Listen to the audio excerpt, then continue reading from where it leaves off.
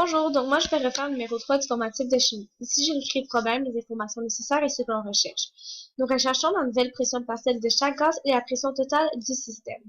Pour ce faire, il serait préférable que l'on mette la pression que détient chaque ballon sous une unité commune qui serait idéale en kilopascal. Donc, pour transformer 150 mm de mercure en kilopascal, nous avons qu'à faire un simple produit croisé que voilà ici. Je n'ai pas écrit les unités parce que c'est long à écrire sur Paint. Donc, puisque l'on sait que 101,3 kPa équivaut à 760 mm de mercure, nous pouvons faire un produit croisé en multipliant 150 mm de mercure fois 101,3 kPa divisé par 760 mm de mercure pour trouver que le ballon 1,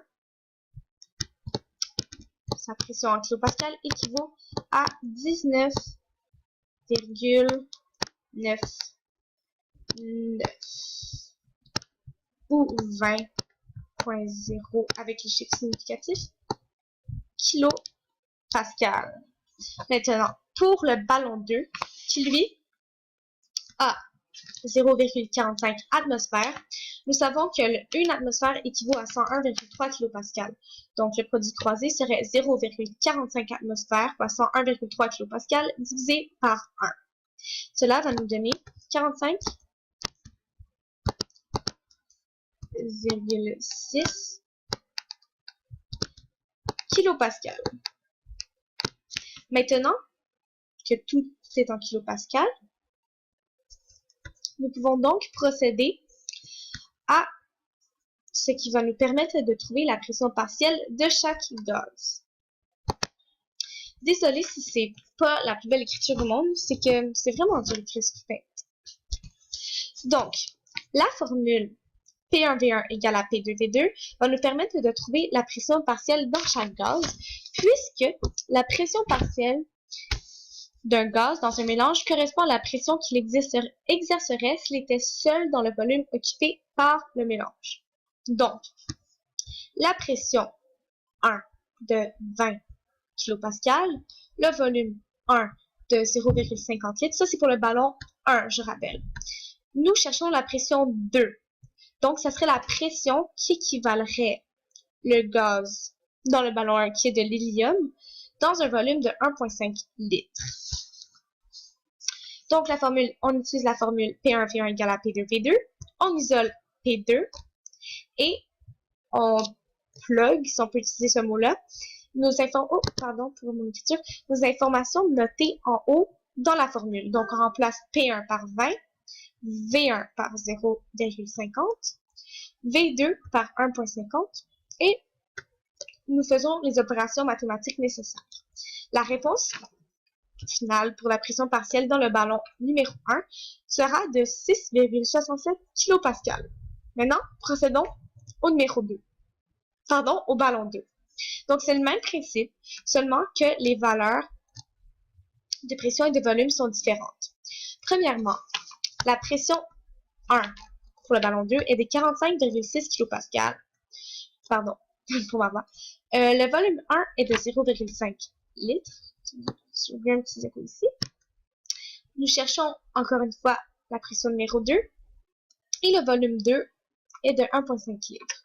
Je ne vais pas tout réécrire la formule, mais la voilà. Donc, c'est la même chose. On isole P2.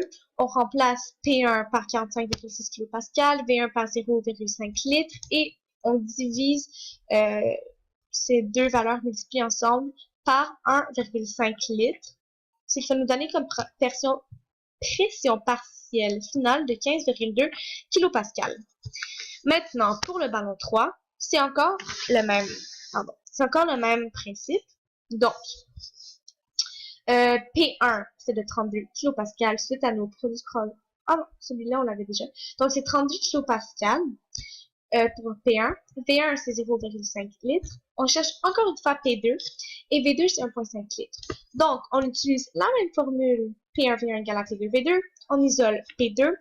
On plug nos informations notées en haut dans la formule. Donc, P1 sera de 32 kPa fois V1, donc 0,5 litres, divisé par V2, donc 1,5 litres. Et cela va nous donner 10,67 kPa. Et voilà, nous avons trouvé nos 3 pressions partielles. Une des informations qui nous avait été demandée dans le problème. Donc, je répète encore mes réponses pour les pressions partielles. 6,67 pour le ballon 1, 6,67 kPa, 15,2 kPa pour le ballon 2 et 10,67 kPa pour le ballon 3. Maintenant, il nous reste qu'une chose à trouver pour terminer notre problème, et cette chose est la pression totale du système. Dans le fond, la pression totale du système, c'est seulement additionner les 3 pressions partielles de chaque gaz dans un système. On les additionne, ça nous donne la pression totale du système. Donc, pour trouver la pression totale, on va additionner 6,67 du kilopascal du ballon 1. C'est la pression partielle du ballon 1. 15,2 kPa la pression partielle du ballon numéro 2.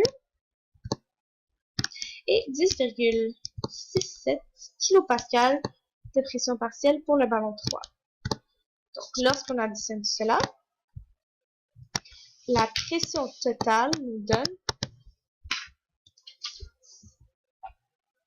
ça ne sera pas très long, 6,67 plus 15,2 plus 10,67, un beau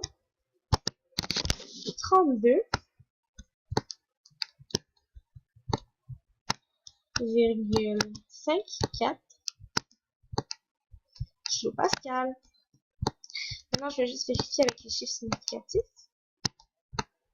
Je suis vraiment désolée pour mon écriture, mais c'est le seul moyen que j'ai trouvé de montrer mes démarches sur l'écran. Donc, avec les chiffres significatifs, je suis pas sûre, mais je pense que ça va être 32,54 vu qu'ici, il y en a 4. Peut-être que je me trompe sur les chiffres significatifs, ça, je suis pas certaine.